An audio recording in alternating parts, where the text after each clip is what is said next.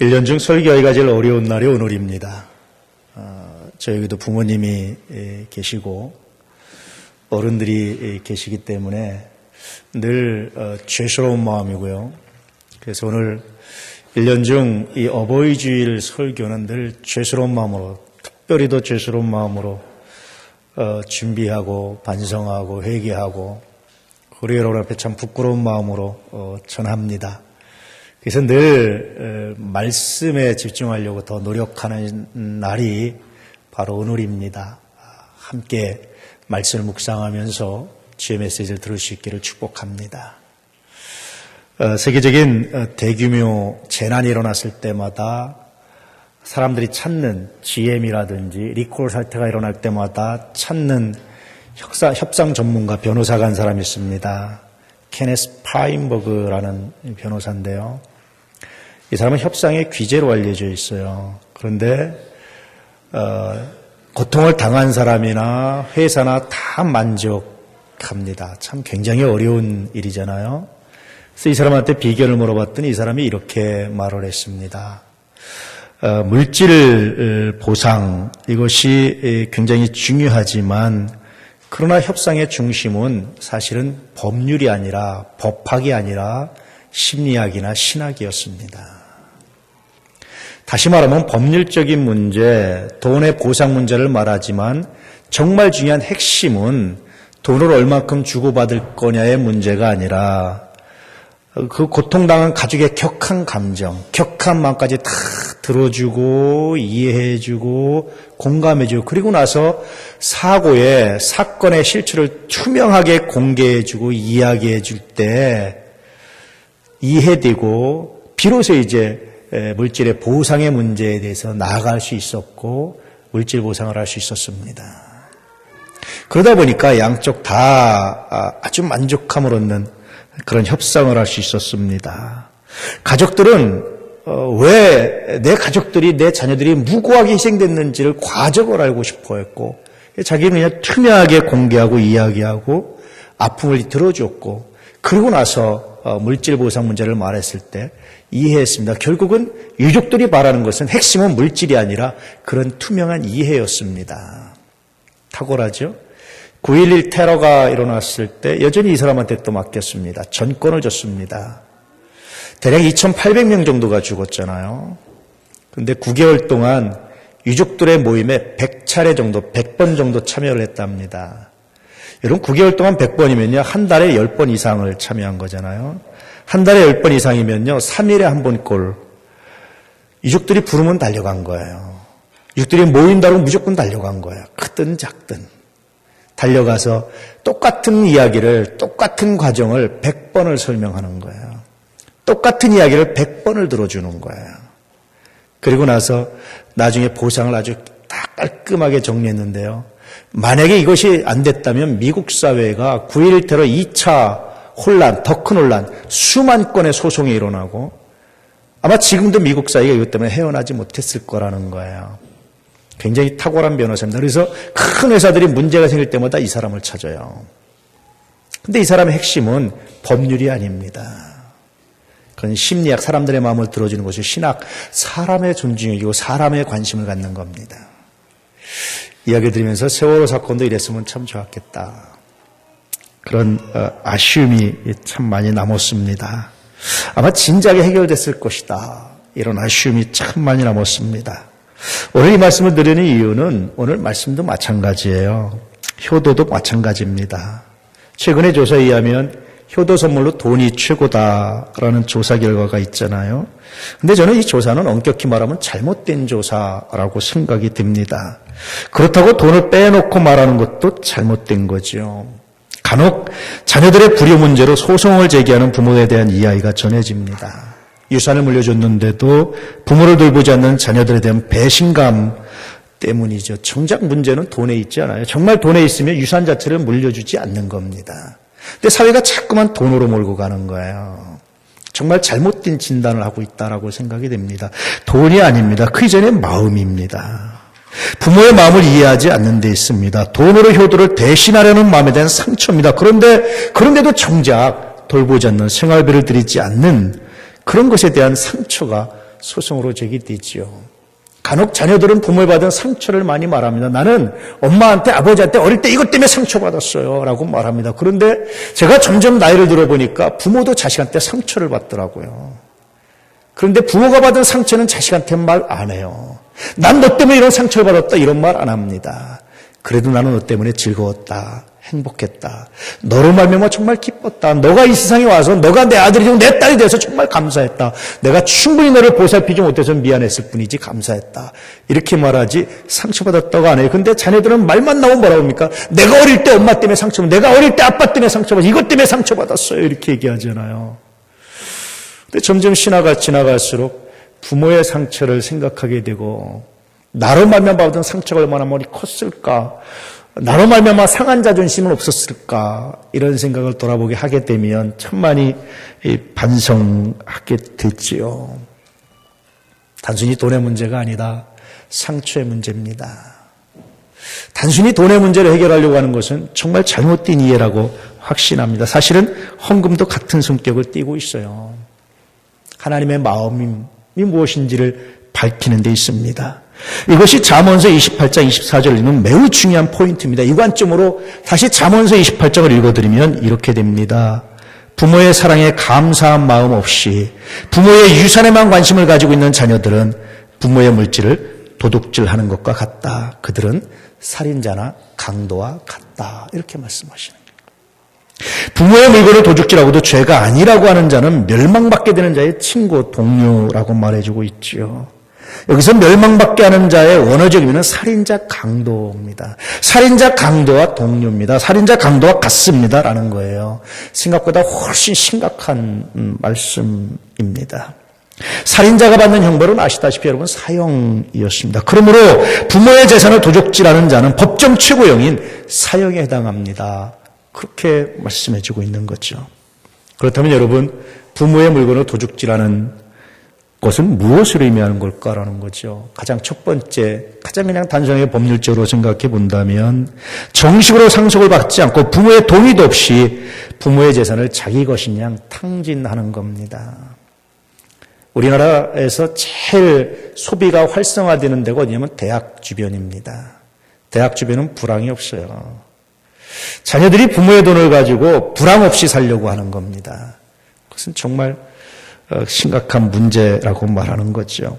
다음으로 부모를 공경하는 방법으로서 가장 중요한 것은 뭐냐면 도둑질하는 방법은 생활비를 드리지 않는 것이다. 그렇게 말해주고 있는 겁니다. 그래서 유대인들은요. 꼭 섬겨야 될 가장 첫 번째 대상은 아내입니다. 남편이. 왜냐하면 유대인들은 돈 관리를 남자가 합니다. 아내가 부족함이 없게 하는 것이 첫 번째입니다. 두 번째는 미성년 자녀를 돌봐야 되는 겁니다. 세 번째가 부모를 돌보는 겁니다.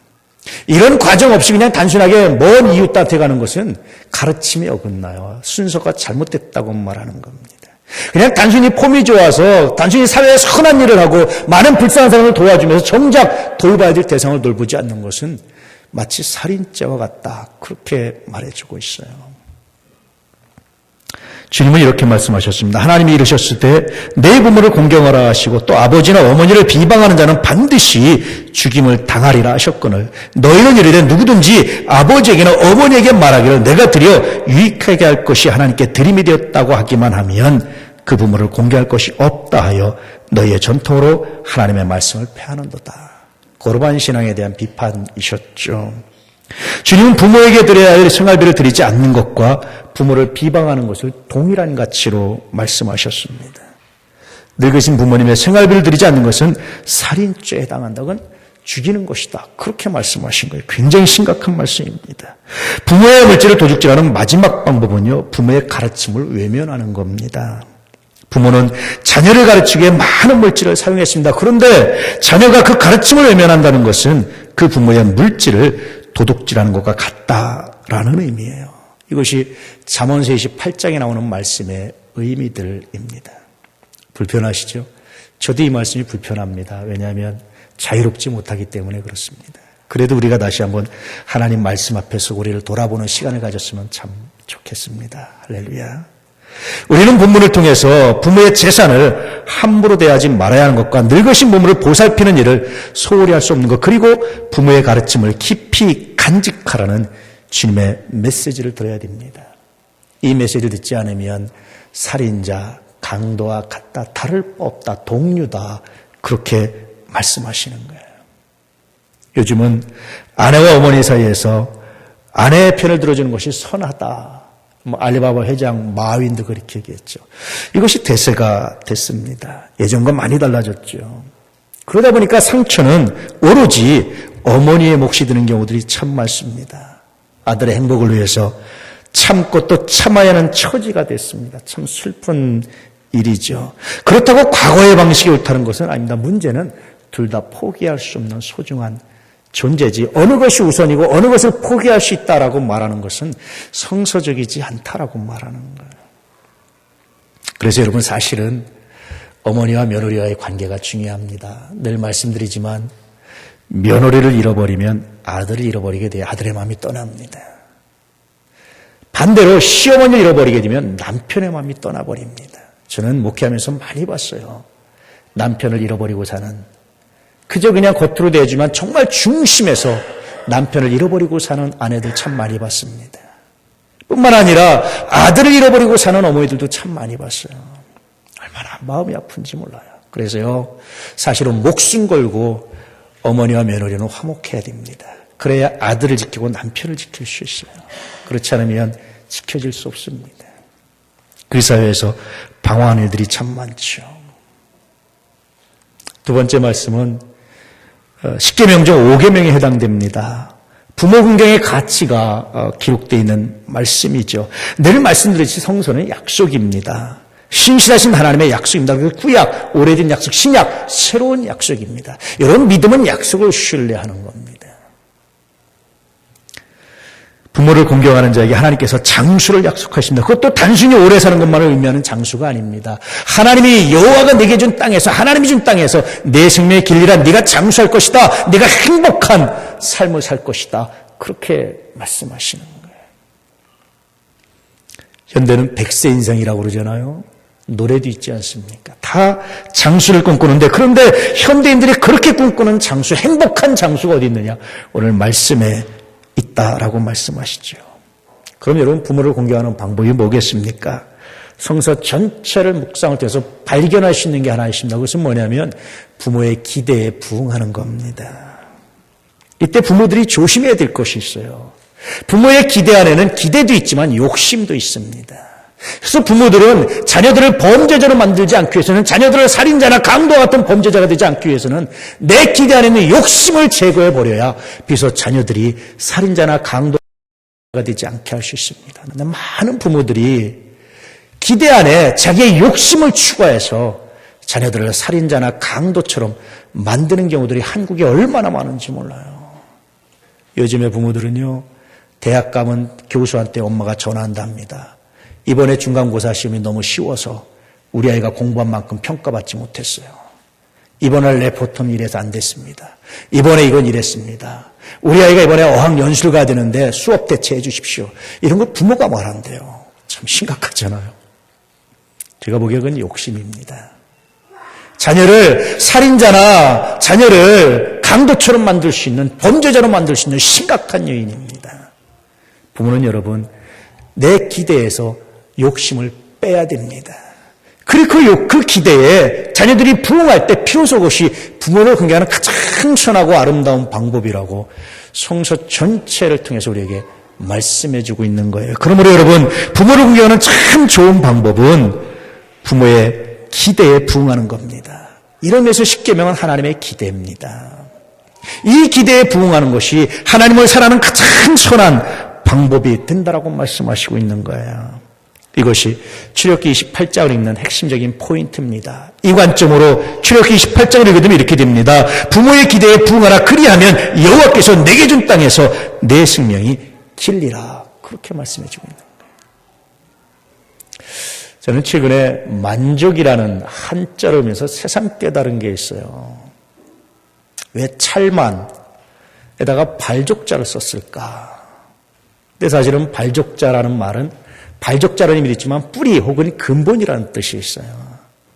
뿌리로 가득 차야, 근본이 가득 차야 비로소 마음이 흡족한 상태, 만족한 상태가 된다라는 가르침이 들어있어요. 여러분, 우리의 뿌리가 무엇이겠습니까? 물론 궁극적으로는 하나님이십니다. 그런데 현실적으로는 부모님이세요. 보이는 바 형제를, 보이는 바 부모를 공경하지 않고 하나님을 공경할 수 없다라는 말씀이 바로 그런 겁니다. 우리의 뿌리, 우리의 근본은 부모입니다. 그러므로 여러분, 부모로 가득 찰 때 비로소 삶이 만족할 수 있다라고 말씀하시는 거예요. 오늘 두 말씀의 핵심적 의도는 만족에 있습니다. 부모로 가득 차야 된다는 겁니다. 부모로 충만해야 된다는 겁니다. 특별히 부모의 기대에 충만할 수 있어야 된다고 말씀하시는 거예요. 또 다른 말로 하면 부모의 기대, 욕심이 아니라 기대에 부응할 때 최상의 삶이, 만족한 삶이, 하나님 주시는 약속의 복이 임할 수 있다고 말씀하시는 겁니다. 이것이 오늘 말씀의 의미들입니다. 그러므로 여러분, 왜 이 두 본문은 한 가지를 말해주고 있는데, 부모가 욕심과 기대를 분별하고 그 중에 욕심을 버리고 기대로 충만할 때, 그 자녀가 그 기대에 부응할 때 비로소 하나님의 약속이, 하나님의 복이, 그 은혜가 그 삶 가운데 나타난다라고 말씀하시는 거예요. 여러분, 자녀들에게 욕심이 아니라 기대를, 정당한 기대를 갖고 있습니까? 오늘부터 부모님들은 내가 내 자녀에게 혹시 갖고 있는 기대가 욕심이 아닌지 깊이 묵상해 볼 수 있기를 축복합니다. 그리고 자녀들은 우리 부모의 기대가 무엇인지, 그 기대에 부응할 때 하나님의 약속이, 하나님의 말씀이, 하나님의 복이 내게 이루어진다는 사실을 기억하시고 그 말씀 앞에 설 수 있기를 축복합니다. 종종 생각해 봅니다. 무엇이었을까 기대가, 무엇일까 기대가. 종종 생각해 봅니다. 종종 저희 어머니가 저한테 전화를 하세요. 황 목사, 선한 목자 돼야 돼. 선한 목자 돼야 돼. 이런 말씀을 하세요. 기대죠. 제가 그 기대에 부응할 때 누가 복을 받겠습니까? 제가 복을 받는 거예요. 잔소리가 아니라 기대입니다. 할렐루야. 또 여러분, 목사로서 여러분에게 기대할 수 있습니다. 욕심이 아닌 기대를 가지고 노력합니다. 그 기대에 부응할 수 있기를 축복합니다. 하나님도 여러분에게 기대가 있습니다. 그 기대에 부응할 수 있기를 축복합니다. 더불어서 여러분, 부모의 기대가 무엇인지를 깊이 묵상할 수 있기를 축복합니다. 그 기대는 여러분의 성장에 따라서 달라집니다. 아이 때 하는 기대가 있고, 청년 때 하는 기대가 있고, 장년이 돼서 하는 기대가 있고, 더 많이 들어서 하는 기대가 달라요. 그때마다의 기대에 깊이 반응하시고 묵상하셔서 여러분의 삶에 오늘 하나님의 약속의 말씀이, 여호와가 내게 준 땅에서 내 승리의 길이라는 약속의 말씀이 여러분에게 이루어지기를 주의 이름으로 축복합니다. 그러므로 여러분, 우리 도난 가족들의 삶 속에 진실로 하나님의 역사가, 진실로 복음의 증거가, 진실로 하나님의 선하신 역사가 충만하게 되고 가득하게 되기를 진실로 축복합니다.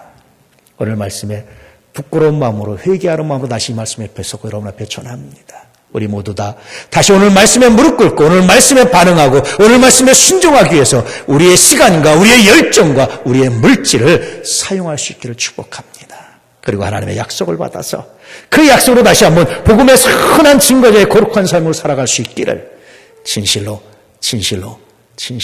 축복합니다. 저는 확신합니다. 여러분들의 삶 속에 이 약속이 이루어지기를 저는 확신합니다. 제가 늘 기도하는 게 있어요. 매일 빼먹지 않고 기도하는 게 있습니다. 하나님, 우리 도남의 가족들 불치의 병마, 불의의 사고, 악한 마귀 사단의 세력에서 건져주십시오. 우리 도남의 가족들 하나님의 복을 받는 사람이게 하십시오. 말씀을 소유하고 그 말씀이 성취되면서 목도하는 사람이게 하십시오. 시험에 들지 말게 하십시오. 악에서 구해 주십시오. 오늘도 살아가는 데 필요한 일용할 양식과 실력과 능력과 권능을 허락해 주십시오. 그리고 무엇보다도 서로 용서하고 용서 안 받는 삶이 되게 해주십시오. 왜 이렇게 기대하는 줄 아십니까? 이 기도가 하나님의 기대이기 때문에 그렇습니다. 이 기도가 여러분의 부모가 여러분을 향한 기대이기 때문에 그렇습니다. 이 기도가 우리 주님이 여러분에게 복음을 심어주시고 세상에 내보낼 때 하시는 기대이기 때문에 그렇습니다. 이 기대에 부응하셔서 하나님의 약속이, 하나님의 신실하심이 내게 임했습니다. 증거하고 간증할 수 있는 놀라운 삶이 되시기를 진실로 축복합니다. 여러분에게 거룩한 열매가 넘쳐나게 될 줄로 믿습니다. 기도하겠습니다.